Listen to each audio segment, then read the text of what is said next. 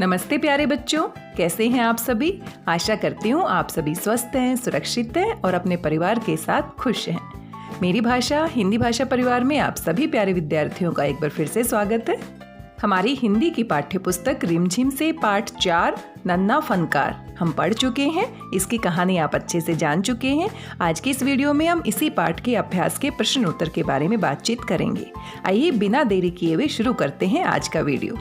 नन्हा फनकार कहानी में हमने देखा राजा अकबर एक नन्हे से कलाकार से मिलता है जिसका नाम केशव है और केशव इतनी अच्छी घंटियां बनाता है, नक्काशी का काम करता है। राजा अकबर भी उससे ये काम सीखना चाहते हैं और किस तरह से छोटा बच्चा और राजा बीरबल के बीच में बातचीत होती है, ये सब जानकारी हमने अपने पाठ में जानी।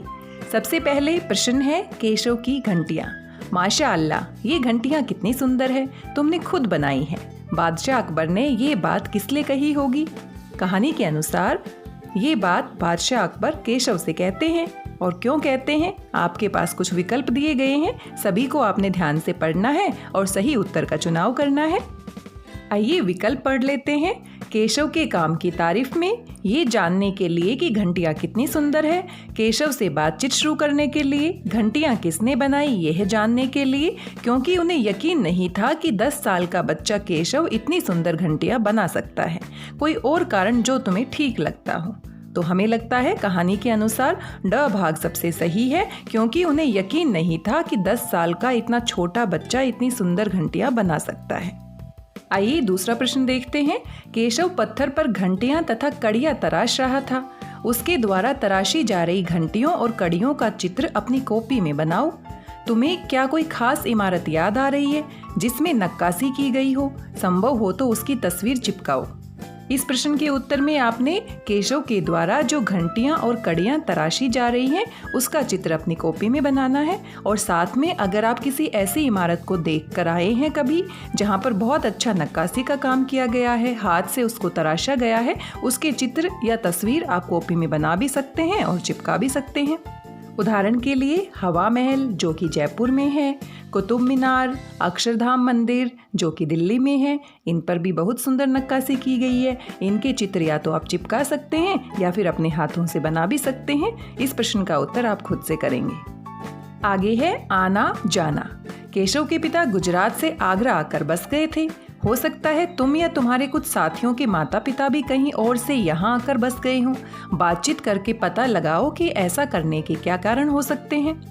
अब कोई परिवार किसी एक स्थान से दूसरे स्थान पर जाकर बसता है तो उसका कोई ना कोई कारण जरूर होता है।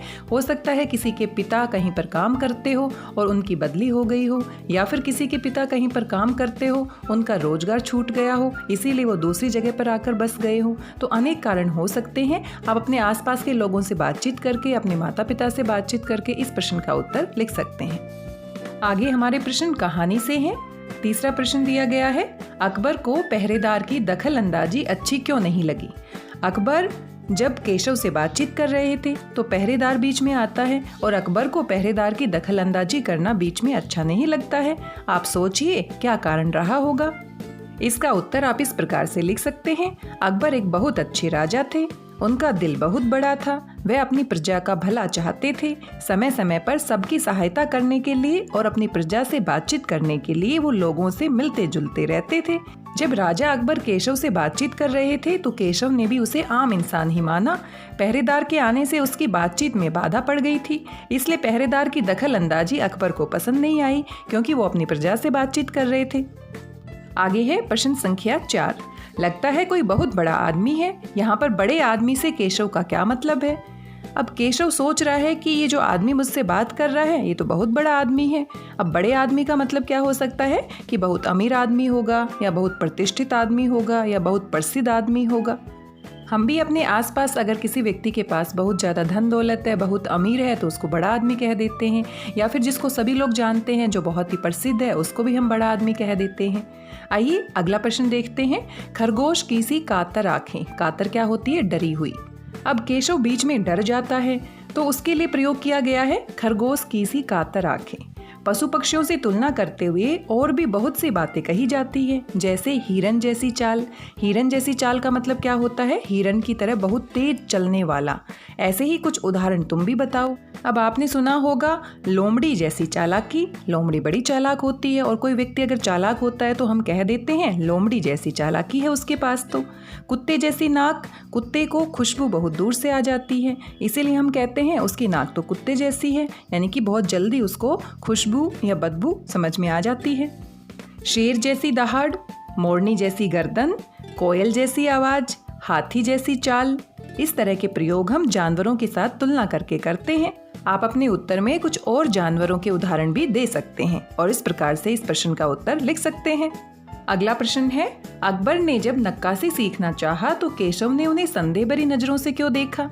जब अकबर ने कहा कि मुझे भी नक्काशी करना सिखाओगे, तो केशव ने उनको संदेह भरी नजरों से क्यों देखा होगा? सोचिए और अपने प्रश्न के उत्तर में लिखिए। अकबर एक बहुत बड़े बादशाह थे, उन्हें इस प्रकार के कार्य करने की आवश्यकता ही नहीं थी। उनके कहने मात्र से कितने सारे लोग उनके लिए नक्काशी का काम कर सकते थे। इसीलिए बादशाह अकबर ने जब केशव से नक्काशी सीखने की बात कही तो उसको बड़ी हैरानी हुई। उसका मन ही नहीं मान रहा था कि एक बादशाह उससे नक्काशी सीखना चाहते हैं, और केशव ने इसी कारण से उनको संदेह भरी नजरों से देखा। अगला प्रश्न है, केशव 10 साल का है, क्या उसकी उम्र के बच्चों का इस तरह से काम से जुड़ना ठीक है? अपने उत्तर के कारण जरूर बताओ। क्या 10 साल के बच्चे को काम करना चाहिए? बिल्कुल नहीं। 10 साल के बच्चे को तो स्कूल जाकर पढ़ना चाहिए। बच्चों से काम करवाना बिल्कुल ही गलत है। इस तरह से हम उनका बचपन छीन लेते हैं। आजकल भी बहुत सारे ऐसे मजबूर बच्चे होते हैं जिनको काम पर जाना पड़ता है, पढ़ाई लिखाई नहीं कर पाते हैं। इस तरह वे अपनी उम्र से पहले ही बड़े हो जाते हैं और अपने बचपन को पूरी तरह नहीं जी पाते। बाल मजदूरी करवाना एक कानूनन अपराध है। 14 साल से कम उम्र के बच्चों को पढ़ने का अधिकार है, उनको किसी भी स्कूल में जाकर पढ़ने का अधिकार है। अगर माता पिता या कोई भी व्यक्ति उनसे जबरदस्ती बाल मजदूरी करवाते हैं तो उनको सजा भी हो सकती है। इसलिए केशव का इस तरह से काम करना बिल्कुल ही गलत है। केशव बार बार सबको सुनाता। केशव सबसे क्या कहता होगा? कल्पना करके केशव के शब्दों में लिखो। अब केशव बादशाह अकबर से मिले थे और बादशाह अकबर केशव से नक्काशी का काम सीखना चाहते थे और वो उससे कितनी सारी बातें कर रहे थे। अब केशव ये बातें सबको बार बार सुनाता है। अब केशव ये बातें लोगों से किस तरह से कहता होगा, इसके बारे में आपने सोचना है और लिखना है। केशव सभी लोगों से कहता होगा, मैं बादशाह अकबर से मिला, वे मेरे पास बैठे, उन्होंने मुझे कारखाने में काम करने के लिए भी कहा, वे मुझसे नक्काशी का काम सीख रहे थे। क्या तुम कभी बादशाह अकबर से मिले हो? देखा मैं कितना किस्मत वाला हूँ, मैं तो बादशाह अकबर से मिला और उनसे मैंने बातें भी की। इस तरह से केशव सभी को बताता होगा। अब मान लीजिए हम भी किसी बड़े व्यक्ति से मिलते हैं जो बहुत ही प्रसिद्ध है या बहुत ही बड़ा टीवी कलाकार है। अगर हम उससे मिलते हैं, किसी बड़े हीरो से मिलते हैं, तो हम सभी को कितना खुश होकर बताते हैं, तुम्हें पता है मैं आज उससे मिला था, आज मैंने उससे बातचीत की थी, मैंने उसका ऑटोग्राफ लिया था। तो ऐसी ही हालत केशव की भी थी। केशव ने खुश होकर सभी को इसी तरह से बताया होगा। आइए आगे बढ़ते हैं। शब्दों की निराली दुनिया। नक्काशी जैसे किसी एक काम को चुनो, बढ़ईगिरी, मिस्त्री इत्यादि, जिसमें औजारों का इस्तेमाल होता है। उन खास औजारों के नाम और काम पता करके लिखो। अब मान लीजिए आप किसी बढ़ई से मिलते हैं, किसी मिस्त्री से मिलते हैं, तो वो किस तरह से काम करता है, कौन कौन से औजारों का इस्तेमाल करता है, इसके बारे में आप बातचीत कर सकते हैं। अगर आपके घर के आसपास कोई बढ़ई रहता है, कोई मिस्त्री रहता है, तो अपने मम्मी पापा के साथ आप उसकी दुकान पर जा सकते हैं और बातचीत करके पता लगा सकते हैं। मान लीजिए आप किसी बढ़ई से मिलते हैं, तो बढ़ई लकड़ी काटने के लिए आरी का इस्तेमाल करता है, कील ठोकने के लिए हथौड़ी का इस्तेमाल करता है, लकड़ी को घिसने के लिए रंदा होता है, जमूर कील उखाड़ने के लिए होता है। इस तरह से वो औजारों का इस्तेमाल करता है। ख भाग में आपसे पूछा गया है, छेनी, हथौड़ा, तराशना, किरचें, ये सब पत्थर के काम से जुड़े हुए शब्द हैं। लकड़ी के दुकानदार और बढ़ई से बात करके लकड़ी के काम से जुड़े शब्द इकट्ठा करो और कक्षा में उन पर सामूहिक रूप से बातचीत करो। कुछ शब्द हम यहाँ दे रहे हैं, जैसे कि आरी, रंदा, बुरादा, प्लाई, सूत। इन औजारों का किस तरह से इस्तेमाल होता है, आप किसी दुकानदार के पास जाकर ये बातचीत कर सकते हैं। जैसे कि प्लाई लकड़ी के ऊपर लगाई जाती है। सूत धागा होता है जिससे नापने का काम किया जाता है। बुरादा, लकड़ी की जब घिसाई करते हैं तो जो चूरा बचता है लकड़ी का उसको हम बुरादा कहते हैं। इस तरह से आप इस प्रश्न का उत्तर लिख सकते हैं। इसको आपने खुद से करना है। आगे है, हो सकता है कि तुम्हारे इलाके में इन चीज़ों और कामों के लिए कुछ अलग किस्म के शब्द इस्तेमाल होते हों, उन पर भी बातचीत करो। हो सकता है आपके घर में या आपके आसपास के लोग आरी को कुछ और कहते हों, रंदे को कुछ और कहते हों, प्लाई को कुछ और कहकर बुलाते हों, तो वो शब्द आपको इस प्रश्न के उत्तर में लिखने हैं। आइए अगला प्रश्न देखते हैं। कटाव शब्द कट क्रिया से पैदा हुआ है। नीचे लिखी संज्ञाएं किन क्रियाओं से बनी हैं? इन संज्ञाओं का अर्थ समझो और वाक्य में प्रयोग करो, जैसे कि चुनाव, पड़ाव, बहाव, लगाव। जैसे कटाव शब्द को कट में आव प्रत्यय लगाने से बनाया है, वैसे ही इन शब्दों में क्रिया को अलग करके आपने इनका वाक्य में प्रयोग करना है। जैसे कि चुनाव, चुनाव किससे बना है? चुन, चुन यानी चुनना। और इस तरह से इसका वाक्य बना सकते हैं, हमें अच्छे लोगों का चुनाव करना चाहिए। पड़ाव, पढ़ और पढ़ में ना जोड़ने से क्रिया बन जाएगी पढ़ना।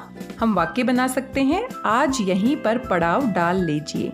पड़ाव अलग है, पढ़ना और पढ़ना दोनों में अंतर है। पढ़ना यानी कहीं पर रहना। इसी प्रकार से बहाव बहना क्रिया से बना है। गंगा का बहाव बहुत तेज है। लगाव लगना क्रिया है। बच्चों को अपने माता पिता से बहुत लगाव होता है। इस तरह से हम इनका वाक्य में प्रयोग कर सकते हैं। आप अपने नए वाक्य भी बना सकते हैं। अगला प्रश्न है, लड़के ने जल्दी जल्दी कोई प्रार्थना बुदबुदाई। रेखांकित शब्द और नीचे लिखे शब्दों में क्या अंतर है? वाक्य बनाकर अंतर स्पष्ट करो। फुसफुसाना, बड़बड़ाना, भुनभुनाना। अब बुदबुदाना क्या होता है? जब हम किसी दूसरे को अपनी बात नहीं सुनाना चाहते और अपने मन ही मन में कुछ कहते हैं और बहुत ही धीमी आवाज में कहते हैं कि दूसरा तो सुन नहीं पाता, लेकिन हम बिल्कुल अंदर भी नहीं सोचते, लेकिन मुंह से ऐसे बुदबुदाते हैं। इसी प्रकार से फुसफुसाना, बड़बड़ाना, भुनभुनाना, इन शब्दों में क्या अंतर है? आपको वाक्य बनाना है और इनका अंतर स्पष्ट करके दिखाना है। यहाँ फुसफुसाना, बड़बड़ाना, भुनभुनाना, इसमें हम बहुत धीरे धीरे बोलते हैं, लेकिन बुदबुदाने में हम अपने मन ही मन में बुदबुदाते हैं। फुसफुसाना यानी धीरे से कुछ बोलना। उसने अपनी सहेली के कान में फुसफुसाया। बड़बड़ाना यानी किसी बातों को मुंह में ही बार बार बोलना, वह बहुत बड़बड़ाता है। भुनभुनाना यानी गुस्से से धीरे से बोलना।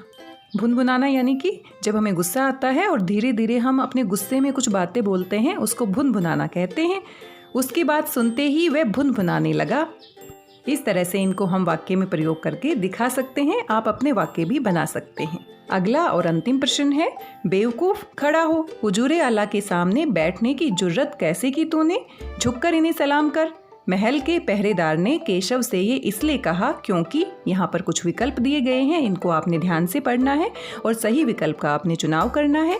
बादशाह के सामने बैठे रहना उनका अपमान करने जैसा है। पहरेदार यह कहकर अपनी वफादारी दिखाना चाहता था। पहरेदार को बादशाह के आने का पता नहीं चला, इसलिए वह घबरा गया था। बादशाह का केशव से बात करना पहरेदार को अच्छा नहीं लगा। इसमें सबसे सही विकल्प होगा ख भाग। पहरेदार ये कहकर अपनी वफादारी दिखाना चाहता था। इस प्रकार से सभी प्रश्नों के उत्तर आप लिख सकते हैं। आशा करती हूँ आपको प्रश्नों के उत्तर समझ में आए होंगे। वीडियो आपको कैसा लगा जरूर बताइएगा। आज के इस वीडियो में बस इतना ही। मिलते हैं अगले वीडियो में एक नए पाठ के साथ, कुछ नई जानकारी के साथ। तब तक स्वस्थ रहिए, व्यस्त रहिए, मस्त रहिए, खुश होकर पढ़ते रहिए। मेरी भाषा हिंदी भाषा परिवार के साथ जुड़ने के लिए आप सभी का धन्यवाद, बहुत बहुत धन्यवाद।